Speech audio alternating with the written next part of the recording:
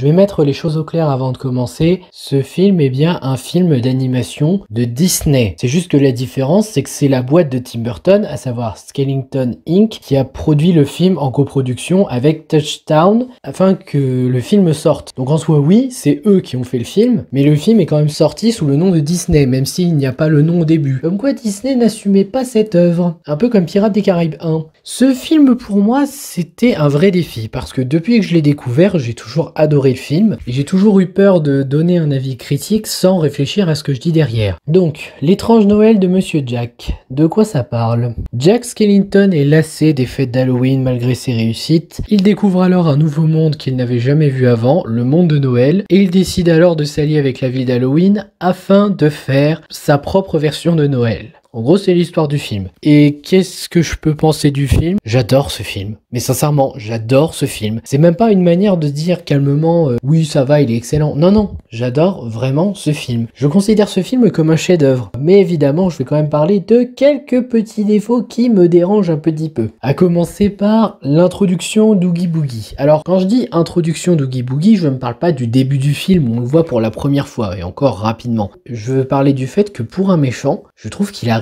très tard dans le film. Vous savez, les Disney, ça nous a habitués à voir le méchant arriver au bout d'un moment, sauf que bizarrement, je trouve qu'Oogie Boogie, il arrive tard comparé aux autres. Il arrive vers la moitié du film, je crois, en fait. Et moi, ça me pose un peu problème, parce qu'en général, quand tu fais un méchant, bah, il faut l'introduire. Encore méchant, c'est vite dit, et tu te demandes si c'est vraiment le méchant. Enfin oui, officiellement, Oogie Boogie est le méchant. Mais en soi, je trouve qu'ils l'ont introduit un peu trop tard. C'est pas comme Shere Khan dans le livre de la jungle, où certes, il est introduit tard dans le film, mais seulement physiquement. Sinon, on parle de lui et on sait qu'on va avoir peur de lui parce que tout le monde le craint et n'arrête pas d'en parler. Là où ici, Oogie Boogie, on n'a aucune allusion à lui avant qu'Amstramgram arrive. Et c'est la scène juste après où on découvre Oogie Boogie, pour dire que le timing est pas vraiment excellent. Après, on a le fait que certaines chansons s'enchaînent un peu vite. C'est genre, t'as 3 minutes pour respirer, puis t'as une deuxième chanson qui démarre. Bon, parfois ça prend son temps et ça marche, d'autres fois ça le fait pas et ça marche moins. Et enfin, le dernier truc que je voudrais reprocher au film personnellement, c'est Amstram et Gram. Je trouve qu'ils sont acceptés un peu trop facilement chez les gentils. C'est quand même à cause d'eux que le Père Noël a été dans la mouise, et en fait, quand ils reviennent, ils sont montrés comme des gentils qui s'allient aux habitants de la ville. Et j'ai vu ça, je me suis dit, tu sais, le maire, pour quelqu'un qui craint les enfants d'Oogie Boogie, enfin, c'est pas ses enfants, mais c'est ses serviteurs, donc c'est pour ça que je dis ça, et ce sont des enfants, je trouve que t'es quand même sacrément débile. Encore je dis ça, mais tout le village aussi, hein, parce que quand ils les voient arriver, ils se disent même pas, ouh, attention, c'est eux, non, non. Même Jack, il se méfiait, et même lui, quand il les a vus arriver, il s'est même pas dit, tiens, Amstramgram, ce serait pas de votre faute par hasard. J'ai pas grand chose à reprocher au film en fait à part ça. Tout le reste je trouve ça très bien travaillé. Alors bien évidemment en termes de personnages, on a Jack Skellington doublé par Olivier Constantin. C'est un épouvantail qui est vu comme l'idole d'Halloween, qui réussit toujours ses fêtes, mais qui est tellement habitué à ses fêtes qu'il finit par se lasser et qui a besoin d'un peu de nouveauté dans sa vie. En soi c'est un personnage très attachant dans son développement mais aussi très intéressant dû à sa découverte de Noël. En tout cas on dirait un enfant très curieux qui a envie de savoir et moi je trouve ça beau. Ensuite, on a Sally, doublée par Dorothée Gemma, je sais pas comment on dit, je m'excuse si je me trompe sur la prononciation. C'est une poupée de chiffon qui doit obéir au docteur de la ville parce que c'est lui qui l'a créée. La notion de possession est présente. Malgré tout, elle a sa propre volonté, ce que je pense le bonhomme n'avait pas prévu, et j'avoue qu'elle est assez attachante dans sa personnalité et dans son envie d'aider Jack. Ah, l'amour! Et ensuite, on a Zéro, la petite mascotte de l'équipe. C'est un petit chien fantôme qui accompagne Jack. Et je vais pas vous mentir, j'adore Zéro. C'est juste un chien fantôme qui peut voler, mais je le trouve trop mignon. J'en suis fan, j'adore. Dans les personnages principaux, c'est très bien. Les secondaires sont un peu moins intéressants, mais ils ont quand même des petites choses. Par exemple, on a le professeur, doublé par Bernard Tiphaine. C'est un savant très expérimenté, qui cherche à faire à chaque fois de nouvelles créations, surtout de faire en sorte que Sally lui reste obéissante. Ah, c'est le gamin capricieux qui aime pas prêter ses jouets. Moi, je l'ai vu comme ça. Il est pas très attachant, mais il a un développement assez intéressant, et j'avoue que sa dernière scène à lui, je vais pas vous spoiler, je vais pas nier que j'étais quand même un peu content pour lui. Et enfin, on a le maire doublé par Daniel Beretta. C'est le responsable de la ville d'Halloween. On sent que tout ce qu'il a à faire chez lui, c'est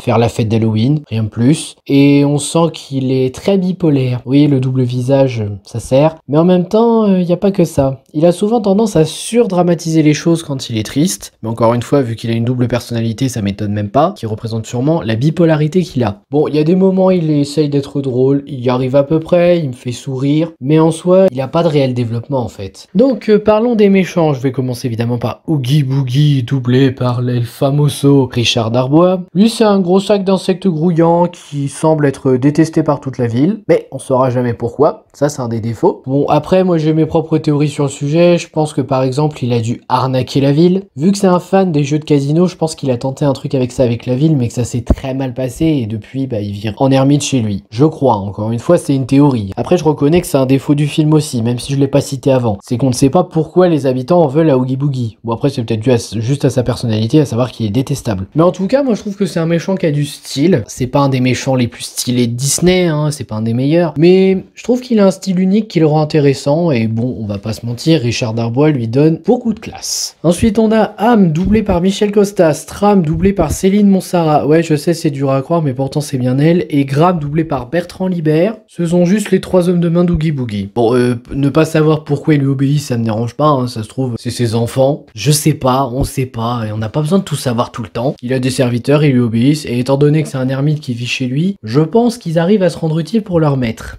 Ensuite, on a le message du film que je trouve assez sympa, c'est de montrer qu'il faut pas penser à soi et à ce qu'on aime le plus forcément, mais aussi penser aux autres en priorité. Bon, ça se voit surtout avec le personnage de Jack en vérité, mais ce message est assez efficace et j'espère que les enfants le retiendront, parce que c'est un message qui fonctionne. Et oui, ce film est pour les enfants. Les instants choquants, je peux comprendre que ça soit pas adapté pour un film pour enfants, mais en même temps, c'est la ville d'Halloween. Ils sont connus pour les atrocités. C'était forcé qu'on ait des trucs choquants. Et puis ça va, c'est limite à moins de 10 ans maximum, déconseillé moins de 10 ans, c'est pas non plus... L'univers en soi est très intéressant, on voit que la ville de Noël et d'Halloween, mais sincèrement j'aurais adoré juste voir ce qu'il y a derrière les autres portes. La VF, oh la VF, elle est excellente. Bon, je vous ai déjà cité les comédiens de doublage, mais la VF principale est juste magnifique, et même la VF secondaire, je trouve qu'elle s'en sort très bien dans l'ensemble. La VF est probablement une des meilleures qualités du film, avec les musiques et les chansons. Alors les chansons, oh mon dieu les chansons, mais qu'est-ce qu'elles sont belles. Je les aime toutes. Mais vraiment toutes. Toutes les chansons de ce film sont géniales, travaillées, émotionnelles. J'arrête pas de les écouter en boucle, en dehors du film, tellement je les aime. Et toutes, encore une fois, il n'y a aucune exception. Évidemment, celle que j'écoute la moins, c'est celle d'Amstram et Graham. Hein. Kidnapper le Père Soreille, c'est une bonne musique, mais c'est pas la musique que j'aime le plus écouter. Moi, c'est plus des musiques avec Jack Skellington que j'aime écouter. La relation entre Sally et Jack est bien développée au fur et à mesure du long métrage. L'évolution se fait bien aussi, même si ça se voit surtout pour Jack, vu que c'est à peu près le seul personnage concerné par cette évolution. J'avoue aussi un peu la ville d'Halloween par rapport à la morale de l'histoire. Il y a un humour qui fonctionne assez bien, qui m'a fait sourire pas mal de fois et rire. Une mise en scène extrêmement bien maîtrisée. Et quand je dis extrêmement, c'est même pas une blague, la mise en scène est vraiment magnifique dans ce film, en termes de narration. L'animation en volume qui est, pour être honnête, j'aime beaucoup ce genre d'animation. Elle est très bien maîtrisée ici. Sincèrement, l'animation en volume, j'aime bien cette animation au même titre que les autres. Il n'y a pas que les animations en 2D qui peuvent faire des très beaux films. Il peut y avoir aussi de l'animation en volume comme celui-là, ou même d'animation en 3D comme on a avec Disney depuis Réponse. Mais ça, c'est une autre histoire. On a des décors de très bonne qualité pour finir. Je peux pas citer autre chose dans cette critique audio de positif.